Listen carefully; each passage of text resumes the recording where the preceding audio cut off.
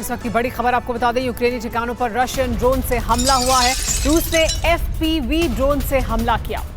मैरियन्स्की इलाके में यूक्रेनी मोर्चे पर यह हमला किया गया। एफपीवी ड्रोन के जरिए रूस ने करा है यह हमला।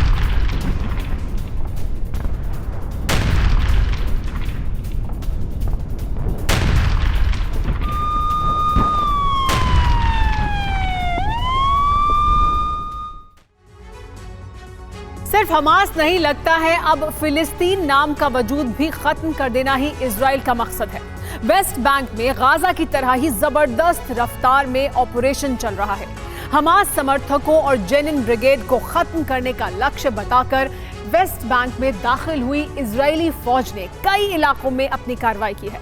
इजराइल के तेवर से लग रहा है कि इस बार वेस्ट बैंक को पूरी तरह से इजराइल अपने कब्जे में ले लेगा। दावा यह भी है कि इस बार गाजा और वेस्ट बैंक में पूरा कंट्रोल इजरायली सरकार अपने हाथों में लेगी और फिलिस्तीन के किसी भी संगठन के साथ कोई साझेदारी नहीं की जाएगी।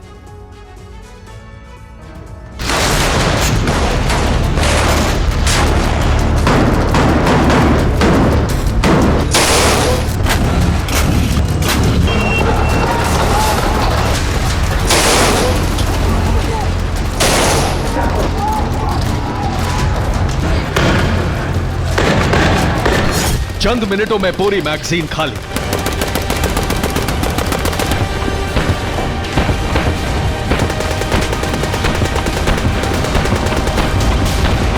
इजरायली सैनिकों के हाथों में आग उगलती अमेरिकी राइफल।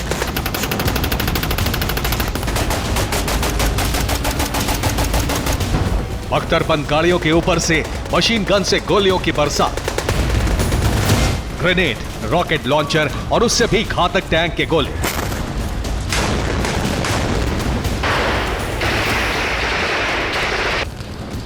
वेस्ट बैंक की सड़कों पर इजरायली सेना इन्हीं हथियारों से कहर बरपा रही है।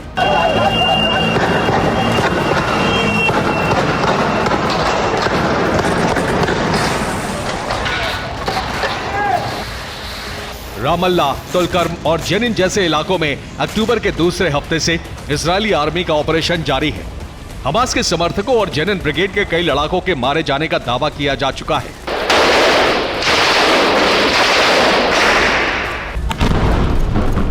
वेस्ट बैंक में इजराइल का सबसे बड़ा मिशन जेनिन ब्रिगेड को खत्म करना है।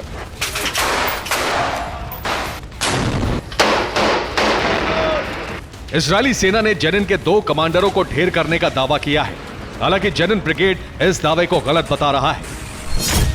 इजरायली सेना के मुताबिक सेना ने जेनिन बटालियन के 2 सीनियर नेता को मार गिराया। जेनिन कैंप में सेना और जेनिन ब्रिगेड के लड़ाकों में मुठभेड़ हुई। मोहम्मद अल जुबैदी और अबू वतन नाम के कमांडर मारे गए। जेनिन में इस वक्त युद्ध का सबसे भीषण दौर शुरू हो गया है। गोलियों की आवाज के बीच एक बड़े इलाके में आग लग गई है।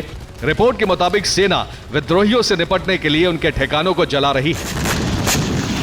जेनिन में इस जंग की वजह आपको बताते हैं। इजरायली सैनिक जेनिन के कैंपों को आतंकियों का गढ़ बताती है। कैंप में इस्लामिक जिहाद हमास के लड़ाकों के छिपे होने का दावा करती है। जेनिन में इजरायली सेना की सबसे बड़ी मुसीबत जेनिन ब्रिगेड है।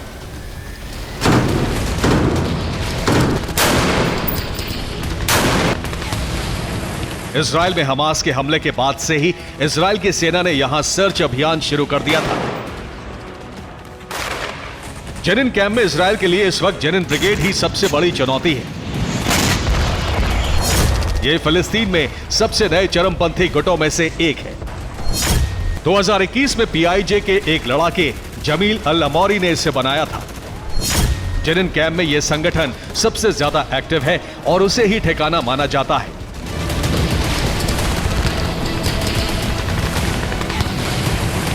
जेनिन ब्रिगेड में हमास और फिलिस्तीनी इस्लामिक जिहाद के अल कुद्स ब्रिगेड के लड़ाके शामिल हैं। हालांकि इजराइल की सेना इसे बहुत ताकतवर नहीं मानती, लेकिन मौजूदा तस्वीरों से जाहिर हो रहा है कि जेनिन ब्रिगेड का समर्थन करने वालों की तादाद बहुत ज्यादा है।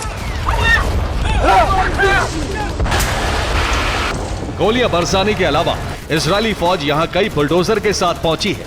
मकानों के साथ गाड़ियों पर भी बुलडोजर चलाया जा रहा है। रामल्ला की इन तस्वीरों से वेस्ट बैंक के हालात का अंदाजा हो रहा है।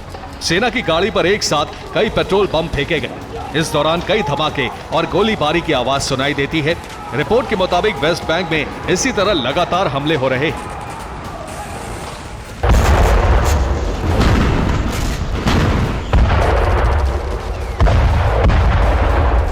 7 अक्टूबर के बाद इजराइल ने हमास के खिलाफ गाजा में ऑपरेशन शुरू किया, लेकिन इस बीच वेस्ट बैंक में भी हमास समर्थकों को पकड़ने के नाम पर ऑपरेशन की शुरुआत हो गई।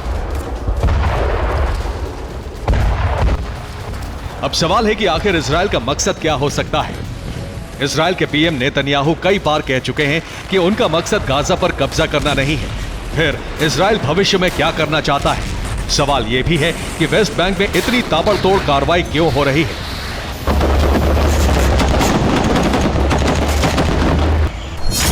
एक्सपर्ट्स के मुताबिक इजराइल इस बार गाजा में बफर जोन बना सकता है। वेस्ट बैंक की तरह नॉर्थ गाजा में सेना की तैनाती कर सकता है। गाजा में वेस्ट बैंक की तरह सेना की कई चौकी बनाई जा सकती हैं। गाजा का कंट्रोल नाम के लिए किसी खास पार्टी या ग्रुप को मिल सकता है। गाजा हमास का अड्डा है। गाजा से ही इजराइल पर हमले हुए और रॉकेट दागे जा रहे हैं। लेकिन वेस्ट बैंक में इजराइल की सेना इतनी तबाही क्यों मचा रही है?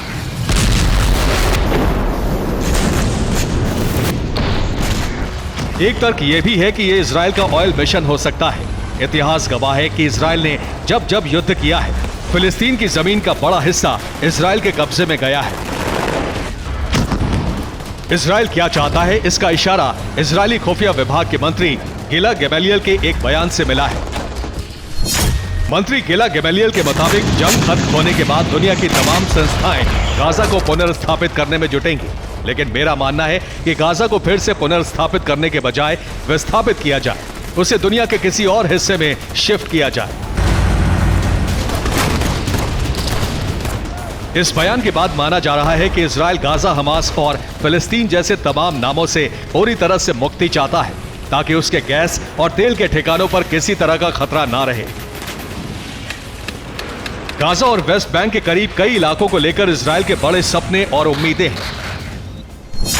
गाजा से सटा हेलिट्स ऑयल फील्ड, वेस्ट बैंक के पास मेगेस ऑयल फील्ड से इजराइल को बड़ा मुनाफा हो सकता है।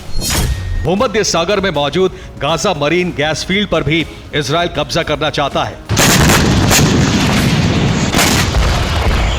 माना जा रहा है कि गाजा से लेकर वेस्ट बैंक तक का पूरा शासन इजराइल अब अपने कब्जे में रखेगा, ताकि कभी भी इजराइल विरोधी गुट पनप ना सके।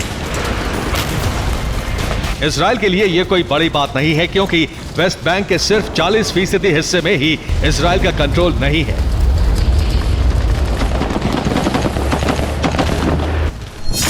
वेस्ट बैंक को फतेह मूवमेंट का फिलिस्तीन लिबरेशन ऑर्गेनाइजेशन और इजराइल मिलकर चलाते हैं। 40% हिस्से पर पीएलओ और 60% हिस्से पर इजराइल का कंट्रोल है।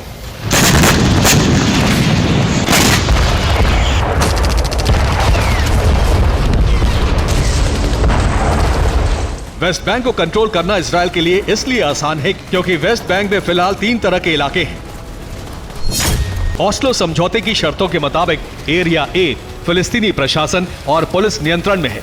ये वेस्ट बैंक का 18% हिस्सा है। एरिया बी फिलिस्तीनी प्राधिकरण इजराइल की सेना के नियंत्रण में है। ये वेस्ट बैंक का लगभग 22% हिस्सा है। एरिया सी पर पूरी तरह से इजराइल का कब्जा है। ये वेस्ट बैंक का 60% हिस्सा है।